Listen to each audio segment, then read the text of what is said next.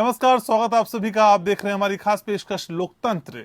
लोकतंत्र में आज हम बात करेंगे लोकसभा में पास हुए 127वें संविधान संशोधन विधेयक की, जो आने वाले वक्त में देश की सियासत में बेहद अहम साबित होगा। आज लोकसभा में 127वां संविधान संशोधन पेश किया गया और ये सर्वसम्मति से पारित भी हो गया। इस विधेयक से राज्यों को ओबीसी की लिस्ट में किसी भी जाति के शामिल करने का अधिकार मिल गया है। इसकी मांग बहुत पहले से की जा रही थी, लेकिन सुप्रीम कोर्ट की टिप्पणी के बाद केंद्र सरकार इस पर गंभीर हुई। मराठा आरक्षण पर सुनवाई करते हुए सुप्रीम कोर्ट ने कहा था कि ओबीसी लिस्ट में किसी जाति को शामिल करने का अधिकार केवल केंद्र का है। इस मामले में केंद्र कोई जोखिम नहीं चाहता था, लिहाजा केंद्र सरकार ने विधेयक लाकर राज्यों को भी यह अधिकार दे दिया। इससे कई राज्यों में ओबीसी लिस्ट में शामिल करने की मांग करने वाली कई जातियों को फायदा भी हो सकता है। मोदी सरकार का ये दाव यूपी में आने वाले विधानसभा चुनाव में भी बीजेपी को फायदा दिला सकता है। इससे पहले नीट में भी ओबीसी को आरक्षण का रास्ता साफ किया गया था।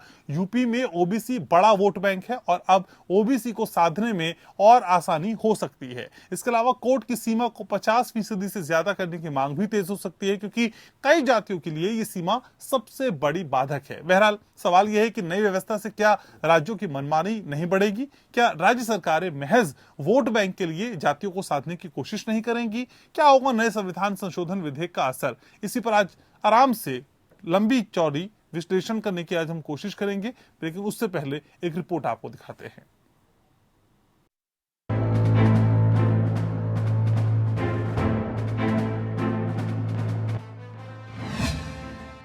ओबीसी आरक्षण का दाव, संविधान संशोधन बिल पास, विपक्ष का भी मिला साथ, राज्यों को मिल गया ब्रह्मास्त्र। देश में जाति और वोट बैंक की राजनीति अब फिर तेज होने वाली है। पिछड़ों की राजनीति को एक बार फिर हवा दे दी गई। केंद्र ने एक बिल लाकर राज्यों को ऐसा ब्रह्मास्त्र थमा दिया है कि अब वो किसी भी जाति को आसानी से साध सकती है। ओबीसी को सूची में शामिल करके ओबीसी की लिस्ट में अब राज्य सरकारें भी किसी भी जाति को जोड़ सकती हैं। केंद्रीय सामाजिक न्याय और अधिकारिता मंत्री डॉक्टर वीरेंद्र कुमार ने लोकसभा में 127वां संविधान संशोधन विधेयक 2021 पेश किया और सर्वसम्मति से ये पास भी हो गया। ये एक ऐसा बिल था जिसे कोई भी विपक्षी पार्टी मना नहीं कर सकती थी। संशोधित बिल के पारित होने के बाद राज्यों को अब केंद्र पर निर्भर नहीं रहना होगा। हाल ही में पीएम मोदी की अगुवाई में केंद्रीय कैबिनेट ने इस पर मुहर लगाई थी। संविधान संशोधन की मांग कई क्षेत्रीय दलों के साथ साथ बीजेपी के ओबीसी नेता भी कर रहे थे। दरअसल 5 मई को मराठा आरक्षण के मामले में फैसला देते हुए सुप्रीम कोर्ट ने कहा था कि ओबीसी की लिस्ट तैयार करने का अधिकार केवल केंद्र सरकार के पास ही है। आरक्षण जैसे संवेदनशील मामले में केंद्र सरकार किसी तरह का कोई जोखिम नहीं लेना चाहती। लिहाजा संविधान संशोधन लाकर केंद्र सरकार ने राज्य सरकारों को भी ओबीसी लिस्ट तैयार करने का अधिकार दे दिया। इस बिल के कानून बनने का फायदा उन राज्यों में उन प्रभावशाली जातियों को होगा जो ओबीसी आरक्षण में शामिल होने की मांग कर रही हैं। मसलन महाराष्ट्र में मराठा समुदाय, हरियाणा में जाट समुदाय, गुजरात में पटेल समुदाय और कर्नाटक में लिंगायत समुदाय। इनको ओबीसी में शामिल होने का मौका मिल सकता है। माना जा रहा है कि अगले साल उत्तर प्रदेश में चुनाव है और केंद्र की ये पहल बीजेपी को बड़ा फायदा पहुंचा सकती है। केंद्र के इस फैसले को ओबीसी समुदाय को लुभाने के तौर पर देखा जा रहा है। यूपी में ओबीसी समुदाय के वोटरों की संख्या सबसे ज्यादा है। उत्तर प्रदेश में करीब 50% वोटर ओबीसी समुदाय से ही आते हैं। साल 2017 के विधानसभा चुनाव में बीजेपी को मिली प्रचंड जीत की वजह ओबीसी समुदाय का मोदी लहर में बीजेपी का साथ देना था। इन 50% में से करीब 40 से 42% वोटर गैर यादव समुदाय से आता है, जिस पर बीजेपी का निशाना है। हाल ही में मेडिकल एजुकेशन के रिजर्व सीटों में केंद्र ने ओबीसी समुदाय और आर्थिक रूप से पिछड़े हुए लोगों के लिए सीटें आरक्षित की थी। अब विपक्ष की ओर से आरक्षण की 50% सीमा को हटाने की मांग भी की जा सकती है। कांग्रेस समेत कई और दल ये मांग कर सकते हैं कि कई ओबीसी संगठन लंबे समय से आरक्षण के लिए तय 50% सीमा को हटाए जाने की मांग करते रहे हैं। महाराष्ट्र की राजनीति में भी नए बिल को लेकर हलचल तेज हो गई है। दरअसल मराठा कोटा को सुप्रीम कोर्ट ने खारिज करते हुए कहा था कि ये 50% की सीमा का भी उल्लंघन करता है। जाहिर है नए विधेयक से वोट बैंक की राजनीति को और पर लगेंगे। देश में जातीय जनगणना की मांग भी तेज हो रही है। बिहार में ये मांग ज्यादा जोर पकड़ रही है और अब यूपी में बीजेपी के सहयोगी अपना दल ने भी जातीय जनगणना की मांग उठाई। तर्क है कि जाति आधारित जनगणना से प्रत्येक वर्ग, खासकर ओबीसी की सटीक आबादी का पता लगेगा और उसी हिसाब से उन्हें सुविधाएं देने में आसानी होगी। लोकसभा में पास नए विधेयक से शंका इस बात की है कि क्या राज्य सरकारें अब मनमानी नहीं करेंगी? क्या ऐसी जातियों को अब लिस्ट में शामिल करने का खतरा नहीं है जो सामाजिक आर्थिक रूप से पहले से ही सशक्त है? अब तक आरक्षित सूची में सामाजिक और शैक्षणिक पिछड़ेपन को आधार बनाया गया, लेकिन क्या अब महज वोट बैंक के लिए राज्य सरकारें इसका दुरुपयोग नहीं करेंगी? Bureau report. तो आज इसी विधेयक को समझने की कोशिश करेंगे, समझने की ये भी कोशिश होगी क्या ये चुनाव के मद्देनजर चला गया ब्रह्मास्त्र है। मेरे साथ कुछ खास मेहमान जुड़ रहे हैं, परिचय मैं आपका करा दूं। मेरे साथ रमन मलिक जुड़ रहे हैं भारतीय जनता पार्टी से, कांग्रेस से मेरे साथ विजय कौशिक जुड़ रहे हैं, टीएमसी से संजय सरकार मेरे साथ हैं और सीनियर जर्नलिस्ट शिवाजी सरकार भी चर्चा का हिस्सा है। आप सभी का बहुत बहुत स्वागत। सबसे पहले शुरुआत रमन मलिक आप ही से। रमन जी, सरकार इस बिल को लेकर क्यों आई? ऐसी क्या जरूरत पड़ गई थी, संशोधन किया गया और फिर इस बिल को लाया गया? इसके पीछे का उद्देश्य क्या है असल में? देखिए, एक विषय जो सबको समझना चाहिए, मैं आपको उसका एग्जैक्ट बता देता हूं कि सुप्रीम कोर्ट में एक जो फैसला आया था उसके अंतर्गत उन्होंने कहा ये था कि केंद्र के अलावा और किसी को इसमें अधिकार नहीं है, केवल केंद्र सरकार के पास ही अधिकार है कि वो ओबीसी के में आने वाली जातियां या सब कास्ट जो हैं उनको लगा सकें। ये जो है, ये जो हमारा एक संघीय ढांचा है उसके अनुरूप चलते हुए हम यहाँ पे आज इस चीज को इसलिए लेकर आ रहे हैं और लाए हैं क्योंकि बहुत सारी जगह बहुत सारे कास्ट जो इक्वेशंस हैं अलग अलग जगह अलग अलग प्रांतों में है। कहीं पे कुछ लोग, कुछ समुदाय जो हैं वो ओबीसीज में हैं, कहीं पे वो नहीं है, कहीं आगे हैं, कहीं पीछे हैं। तो वो प्रदेश के हिसाब से उसको रक्षित करा जा सके, ये ज्यादा जरूरी है। कई कास्ट उस प्रदेश में शायद हो ही ना।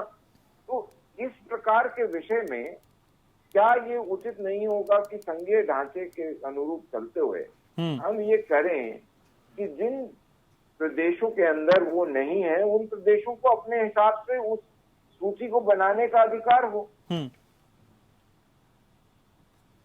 मूल उद्देश्य इसके साथ ये है। और साथ में सबसे बड़ी बात एक और चीज है उपाध्याय जी, बाबा साहब ने अगर 10 साल का समय दिया था इस विषय को और उसके बाद आज तक ये जो डिस्पैरिटी है वो पूरी नहीं हो पाई, वो बराबर समानांतर नहीं हो पाई, तो क्या कोई सरकार इस पे काम ही ना करे कि वो कभी तो खत्म होना चाहिए ना। और उस खत्म करने के लिए सबसे जरूरी क्या है कि सारे जो ओबीसी है, एससी है, एसटी है, उनको एक लेवल पे जो सामान्य वर्ग और जो आरक्षित वर्ग है दोनों को एक लेवल अपॉर्चुनिटी मिलनी चाहिए। अगर इसके लिए कोई सरकार काम कर रही है तो मेरे को नहीं लगता कि किसी को भी इससे परेशानी होनी चाहिए। ठीक है सर, अभी तो परेशानी का जिक्र ही नहीं हुआ सर, मैं तो सिर्फ उद्देश्य समझने की कोशिश कर रहा था आपसे। ठीक है, विजय कौशिक भी मेरे साथ हैं। तो कौशिक जी, असल में जो बात समझाने की कोशिश रमन मलिक साहब कर रहे हैं, बात सिर्फ उतनी सी ही है या फिर खुद सरकार ने क्रेडिट लेके जिम्मेदारी का ठीकरा राज्यों पर फोड़ दिया? इसे कांग्रेस कैसे देखती है? देखिए, दुनिया में कोई देश या कोई डॉक्टर ऐसा नहीं है कि अगर शरीर के किसी हिस्से में कोई बीमारी हो गई है तो उसको बढ़ाने का काम करे। तो भाजपा अपनी वोट बैंक की राजनीति के लिए देश में एक नई समस्या खड़े करने का काम कर रही है, देश की पुरानी बीमारियों को बढ़ाने का काम कर रही है। जैसे कि मलिक साहब एक मिनट, मलिक साहब ऐसे नहीं, एक बार बोलने दीजिए फिर आप बोलिएगा प्लीज। नहीं सर, इन्होंने कौशिक जी ने बोला बीमारियों को बढ़ाने की कोशिश करें। क्या देश के ओबीसी और आरक्षित वर्ग को बीमारी बोल रहे हैं? काउंटर करिएगा सर, काउंटर कर लीजिएगा, बोलिए कौशिक साहब। रमन मलिक अपना मानसिक संतुलन खो बैठे हैं वोट बैंक की राजनीति में। सर व्यक्तिगत मत होइए सर, कौशिक जी व्यक्तिगत मत होइए, अपनी बात पूरी करिए। ठीक है ठीक है सर, ऐसी बहस नहीं होती है सर, ऐसे बहस नहीं कर पाएंगे ना, एक एक करके बात कर लें सर, एक एक बात कर लें सर, चर्चा होनी है सर, क्यों सर फुटअव्वल पे उतारू हो जाते हैं आप लोग। ठीक है मलिक साहब, मैंने उन्हें टोक दिया सर, टोक दिया मलिक साहब, उन्हें टोक दिया। कौशिक साहब बात पूरी करिए अपनी। देखिए, ये जो केंद्र सरकार ने राज्यों के पाले में गेंद डाली है, पूरी साजिश के तहत डाली है। जैसे कि अब मुद्दे ये उठ रहे हैं कि 50% से ज्यादा आरक्षण की मांग होगी। अब इसमें मुद्दे ये आएंगे कि कुछ ताकतवर जाति के लोग भी चाहेंगे कि उन्हें इस आरक्षण का लाभ मिले, तो इस पर अंकुश लगाने की कोई व्यवस्था केंद्र सरकार ने नहीं की है। केंद्र सरकार को ये गेंद राज्यों के पाले में डालने के साथ साथ ये भी स्पष्ट करना चाहिए था कि भाई इन जातियों को, कि भाई जिन राज्यों में जिन जातियों की स्थिति ये है आर्थिक आधार पर, सामाजिक आधार पर, उनको इसमें राज्य सरकार भी शामिल नहीं कर सकेगी। अब मान लीजिए उत्तर प्रदेश में योगी सरकार अपने राजनीतिक लाभ के लिए वहां ताकतवर लोगों को आरक्षण देने लगे, तो समाज के दूसरे वर्ग उसका विरोध करेंगे, तो समाज में घमासान मच जाएगा, एक लड़ाई शुरू हो जाएगी जमीनी स्तर पर। तो जो है उसके लिए एक सही पैमाना जो होना चाहिए था, उसको निर्धारित किए बगैर केंद्र सरकार ने ये जो काम किया है, कहने को संसद में इसका विरोध नहीं हुआ, लेकिन जब इसके दुष्परिणाम आएंगे तब संसद में भी इसका विरोध होगा। मैं निश्चित तौर पर आपसे ये बात कह सकता तो हूं। हर बात पे शोर मचाने वाला विपक्ष जब इसके भावी दुष्परिणामों से परिचित है तो फिर शोर क्यों नहीं हुआ? इतनी सहमति से, इतने प्यार से तो कोई बिल पेश नहीं होता है, ना पास होता है, फिर क्यों उन्हें दिया सर?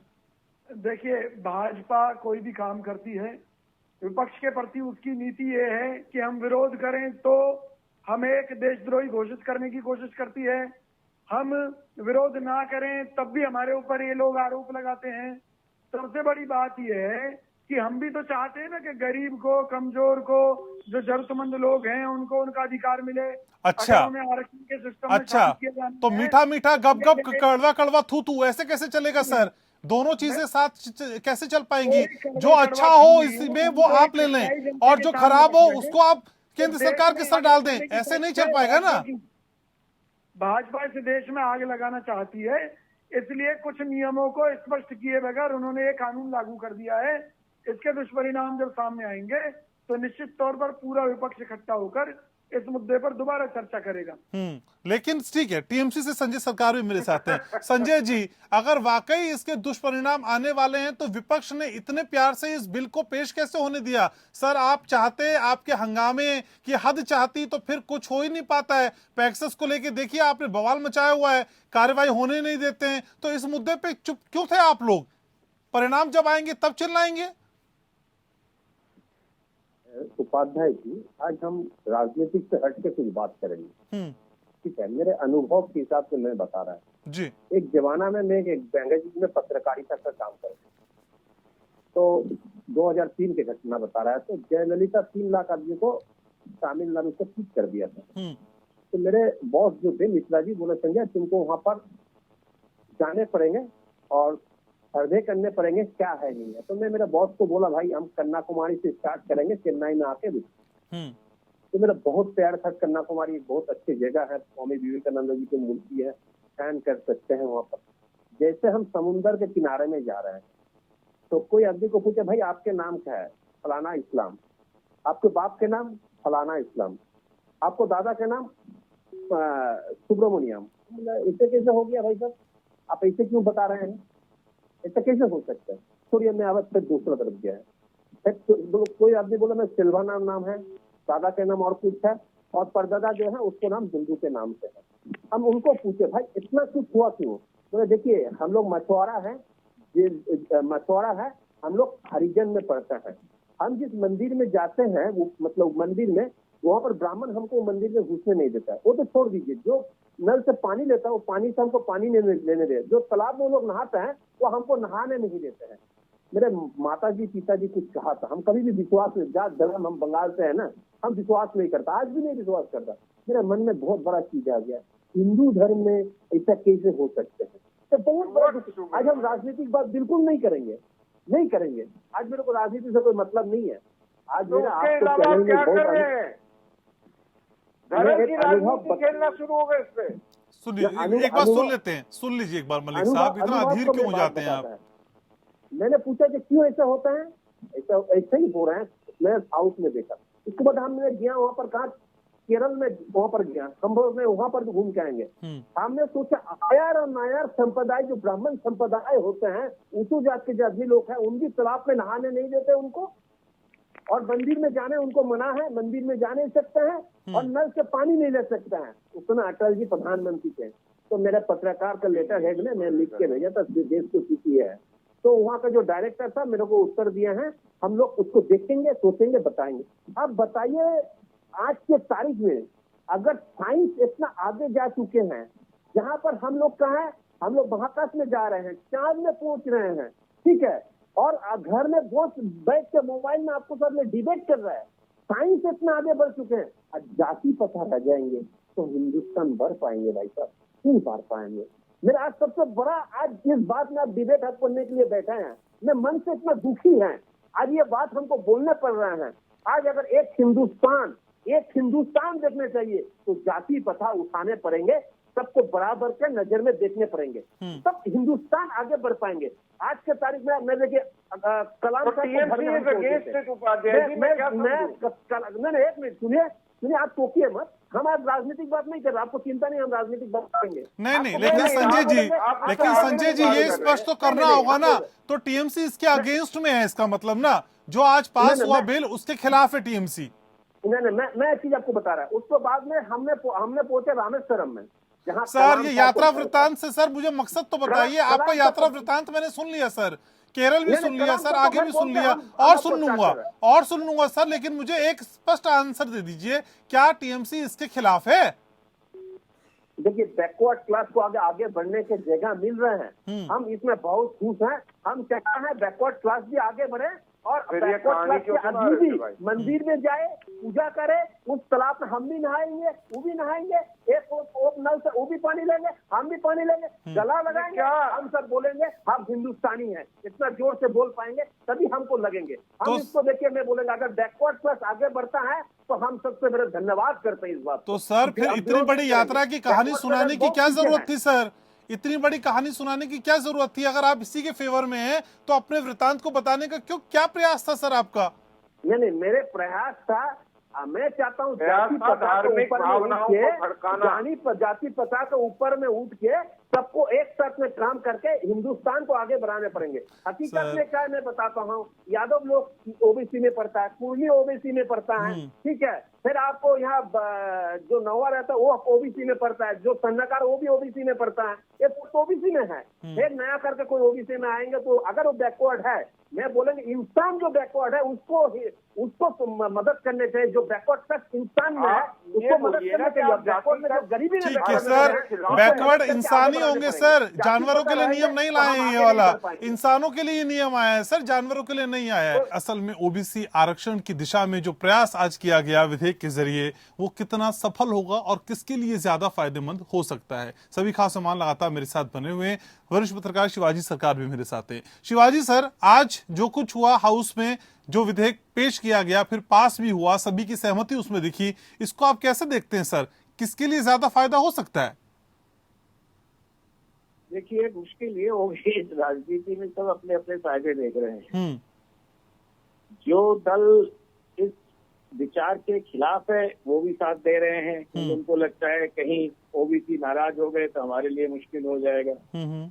जो दल उनके साथ है वो तो चाहते ही है कि ओबीसी साथ दे, तो ओबीसी के वोट बैंक माना जाता है कि काफी ज्यादा है, 27% है, कितना है, क्योंकि 1931 के बाद से आज तक किसी को नहीं मालूम कि ओबीसी की संख्या वास्तव में कितना है, ये किसी को नहीं पता है।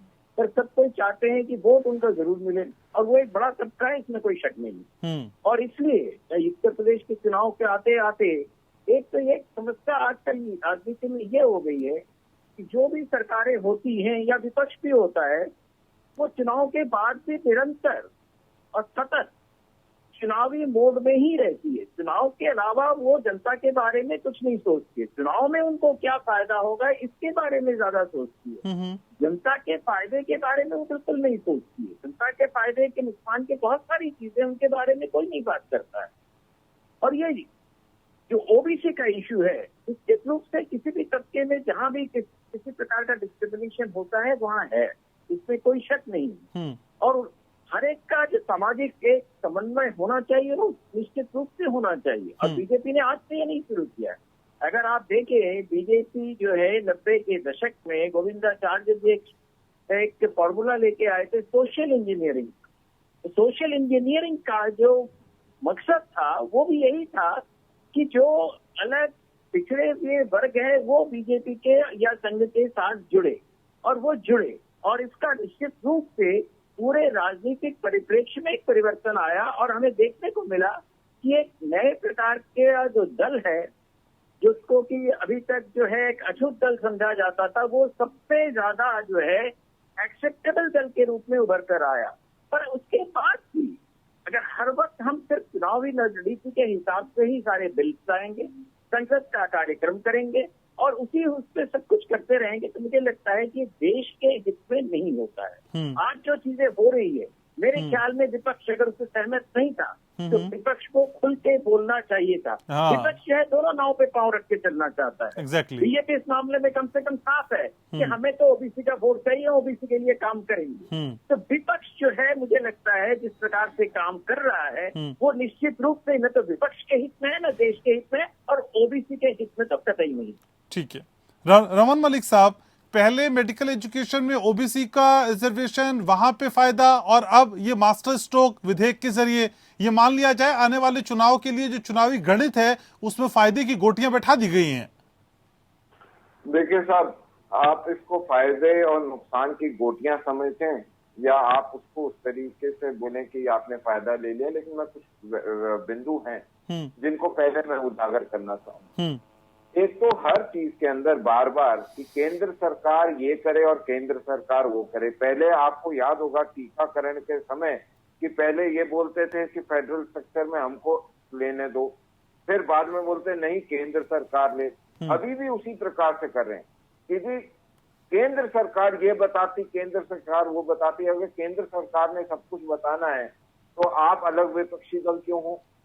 नहीं बनो, छोड़ दो, केंद्र सरकार संभाल लेगी प्रदेशों को। दूसरी चीज, आपने एक और बड़ी गलत बात करी, जो आपने ये बोल दिया कांग्रेस वालों ने कि ये बीमारी है। अगर आपको ये बीमारी लगती थी तो आपने 1947 से आज तक इस बीमारी का इलाज क्यों नहीं करा? क्यों 70 साल बैठे रहे? क्यों सोचते रहे कि कोई और आके करेगा? ये हर एक चीज बीमारी जिसको आप बीमारी बोलते हैं, या जो बाबा साहब की मैं बात कर रहा था शुरू में कि बाबा साहब 10 साल की बात करके गए और आपने आज तक उस चीज को पूरा नहीं करा, तो वो काम भी तो बीजेपी को ही करना है। और एक और चीज ये बार बार बोल रहे हैं कि जी विल गेट बैक। मैं एक सवाल पूछना चाहूंगा, हम वापस आएंगे सर। आ रहा हूँ सर। एक वापस आएंगे, इसके जब दुष्परिणाम आएंगे तब हम वापस आएंगे। इसी प्रकार से हर बिल के अंदर, चाहे वो एग्रीकल्चर बिल भी था, उसके अंदर आप कभी भी आपने सकारात्मक विपक्ष की भूमिका नहीं निभाई। जब मुद्दा बन जाएगा, अगर मुद्दा बन जाएगा हम भड़काएंगे। अगर हमारी रोटी सिक गई तो हम बताने आएंगे हमारी रोटी सिक गई, अब करो राजनीति, गंदी और छीला दी। और उसके अलावा एक और चीज बात करूंगा कि ये जो या तो ये कांग्रेस वाले ना और विपक्ष जिनकी कांग्रेस दलाली कर रहा है इस समय, वो खुल के ये बोले कि वो इसके बिल के खिलाफ है। और आखिरी बात मैं बोलता हूँ जी, शिवाजी सर कुछ पूछना चाह रहे हैं। ठीक है शिवाजी सर वालों ने बोला ना, मलिक साहब बात कर लीजिएगा सर पूरी। Shivaji sir please. रमन जी, मैं एक चीज सिर्फ समझना चाहता हूँ, क्या हम कितना आरक्षण कहाँ तक कब तक करते रहेंगे? मैं आरक्षण के खिलाफ नहीं हूँ, आरक्षण के कॉन्सेप्ट के भी खिलाफ नहीं हूँ, पर सवाल ये है कि लगातार सरकारी नौकरियों में, सरकारी सारे सिस्टम में जो है सब संख्याएं घटती चली जा रही हैं और हमारी आरक्षण की राजनीति बढ़ती चली जा रही है। तो हम आरक्षण जो है किसको दे रहे हैं, किसके लिए दे रहे हैं? सिर्फ एक डेमोन्स्ट्रेटिव एक्शन के लिए दे रही हैं या लोगों को वास्तव में फायदा देने के लिए? क्योंकि हम एक पक्ष को फायदा देते हैं और दूसरे तमाम पक्ष को उससे नुकसान भी होता है, उसके बारे में भी हम बात नहीं करना चाहते, क्योंकि हमें इमीडिएट और इंस्टेंट जो राजनीतिक लाभ है उसके बारे में ही हम सोचते हैं। जवाब ले लेते हम हैं। ये इतना ही समझना चाह रहे हैं। ठीक है मलिक साहब। शिवाजी जी, मैं आपका बिल्कुल जवाब दूंगा और आप बहुत सम्मानित पत्रकार हैं।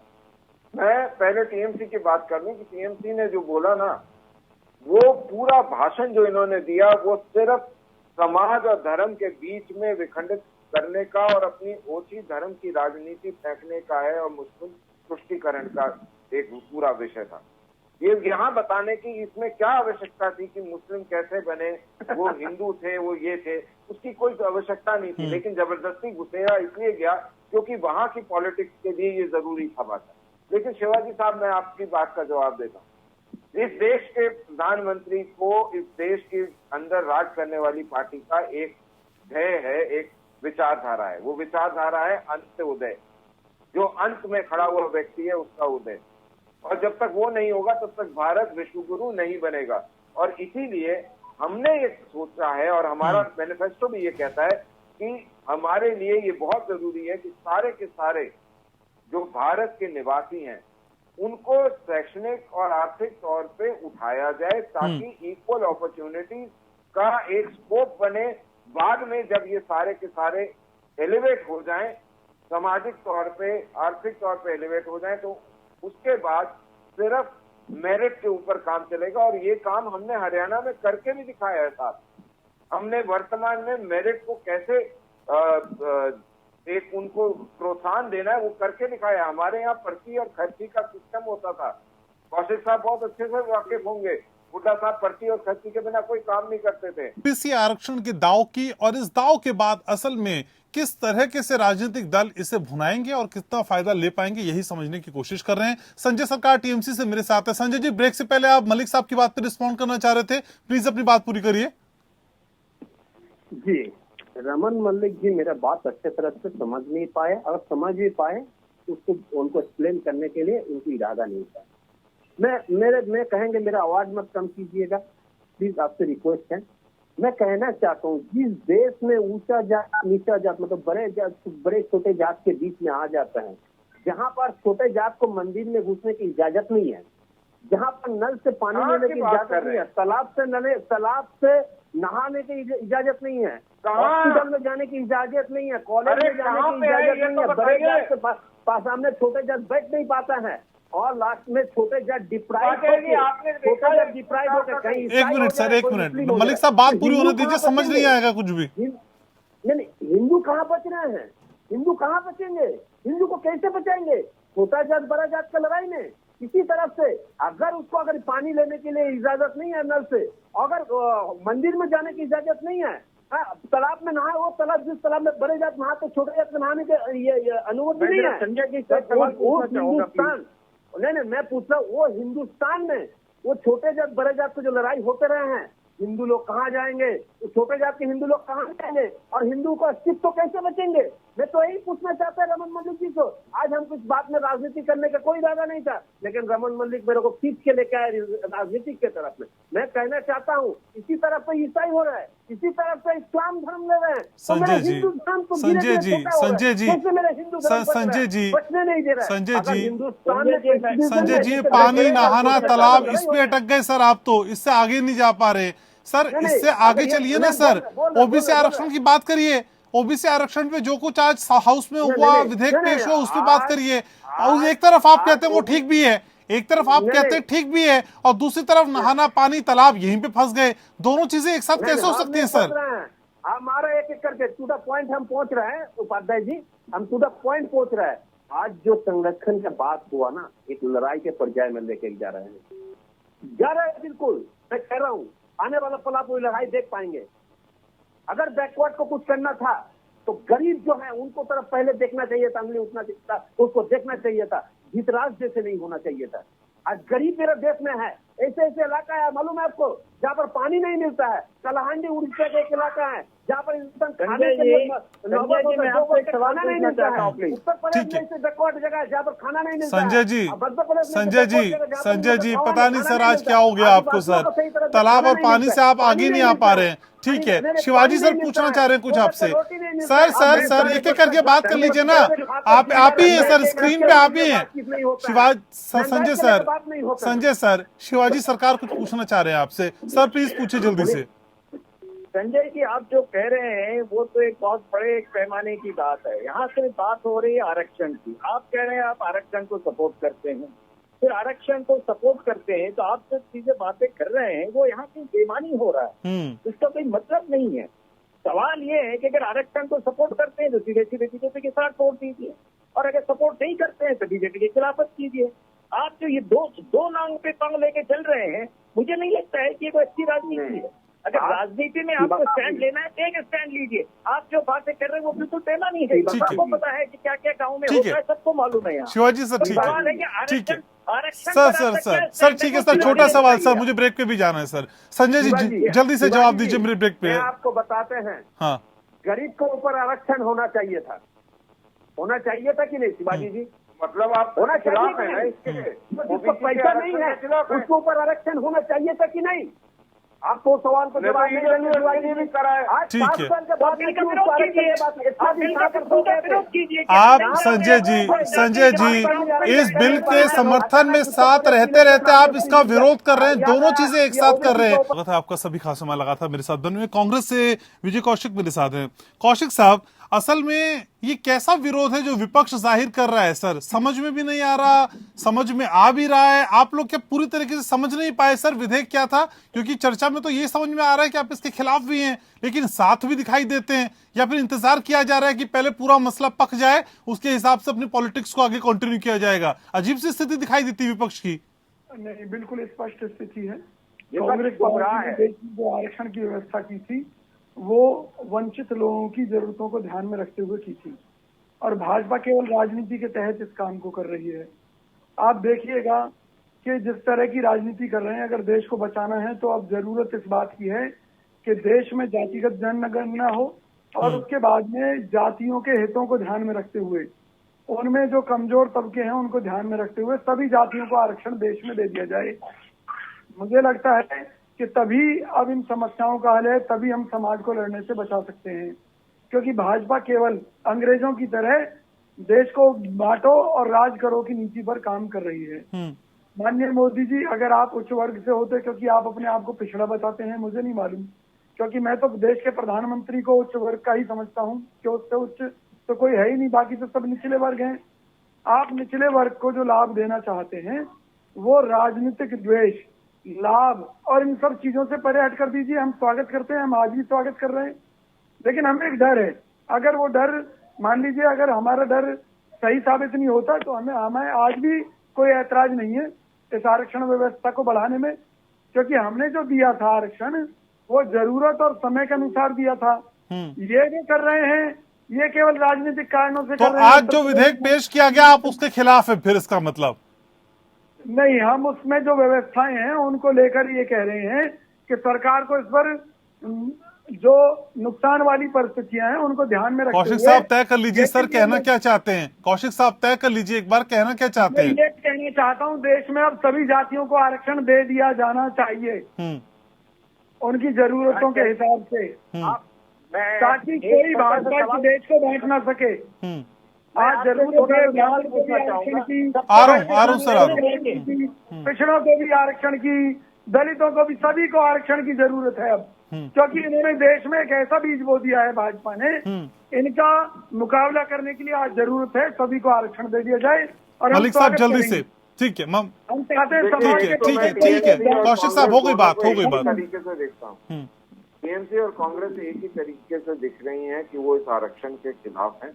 दूसरी चीज जो दिखती है साफ सुथरी वो ये है कि देश के अंदर किस तरीके से आगजनी हो, किस तरीके से सिविल वॉर की तरफ जाए देश, इनके पास इसके अलावा और कोई तरीका नहीं है काम करने का, क्योंकि ये बार बार ये जो आगजनी और झगड़े की बात बार बार करे जा रहे हैं कौशिक तो साहब, आप कह रहे हैं, हमने तो कहा ही नहीं। तीसरी चीज जो लेकिन मैं मलिक साहब ओबीसी का ये फायदा ओबीसी तक पहुंचे, उसके लिए फिर जातिगत जनगणना भी तो होनी चाहिए सर। पता कैसे चल पाएगा ओबीसी कौन है? और 50% जो आरक्षण की सीमा है वो भी फिर एक्सटेंड की जाए, फिर तो बात पूरी हो। देखिए एक मिनट, ये जो पर्टिकुलर कानून है ये इस चीज के लिए है, और जो शुरू से चलता आया 1993 में भी इसमें संशोधन हुआ था, वो इसी बेस पे हुआ था कि ये आइडेंटिफाई करने का है कि कौन कौन से वर्ग इन ओबीसी श्रेणी में आएंगे। ये उससे मतलब कहीं से भी, जैसे इन्होंने कृषि के ट्रेड के कानूनों को कृषि कानून बोल दिया, वैसे ही ये जो पर्टिकुलर लॉ है वो इसके अलावा कुछ है ही नहीं। किसी प्रदेशों को अपनी, अरे कौशिक साहब जिस तरह से पढ़ के नहीं आते ना मत बोला करो। तो उसके लिए केंद्र सरकार क्या करेगी? बेसिकली यही है कानून कि प्रदेशों को भी अधिकार मिलना चाहिए कि वो उस श्रेणी में अपने प्रदेश के लोगों को डाल सकें। तो इसमें क्या दिक्कत है? ये किसी और चीज से मिलता ही नहीं है। लेकिन इसमें ये खतरा नहीं है मलिक साहब की जो पहले से ही सशक्त हैं, मजबूत हैं, कल को उनकी दावेदारी भी हो जाएगी कि हमको शामिल करिए। हुड्डा साहब को बोले, इनको बोलो, हुड्डा साहब को बोले। ठीक है ठीक है हुड्डा जी से ठीक डरे है। हुए हैं। संजय सरकार, आखिरी कमेंट आपका। संजय सरकार बहुत जोर से कुछ करना चाह रहे हैं। ठीक है मलिक साहब शोर नहीं। संजय जी जल्दी से। मैं एक चीज कहना चाहेंगे, पहले भारतीय जनता पार्टी हिंदू मुसलमान में लड़ाई कर रहा था, अभी छोटा जात बड़ा जात में लड़ाई कर रहा है। इन्हें लोग गरीब को फ्री में राशन दिया जाए, इसको व्यवस्था नहीं है, फ्री में एजुकेशन दिया जाए, उसको व्यवस्था नहीं है, फ्री में इलाज किया जाए, उसको व्यवस्था नहीं है। ग्राम को 5 किलोमीटर बच्चे लोग पैदल जाते हैं, उसके लिए साइकिल की व्यवस्था नहीं है, फ्री में किताब की व्यवस्था नहीं है, नौकरी का व्यवस्था नहीं है। देश में इसका ठीक है, तो विधेयक पेश करके बीजेपी ने एक दाव चल दिया, लेकिन उस दाव के मद्देनजर विपक्ष की भूमिका फिलहाल समझ में नहीं आती। सर समेत नहीं लोकतंत्र मेरे पास। बहुत शुक्रिया आप सभी लोगों का जुड़ने के लिए, अपनी राय रखने के लिए, चर्चा में शामिल होने के लिए। तो इसी के साथ लोकतंत्र में आज के लिए बस इतना ही। आप देखते रहिए एपीएन। नमस्कार।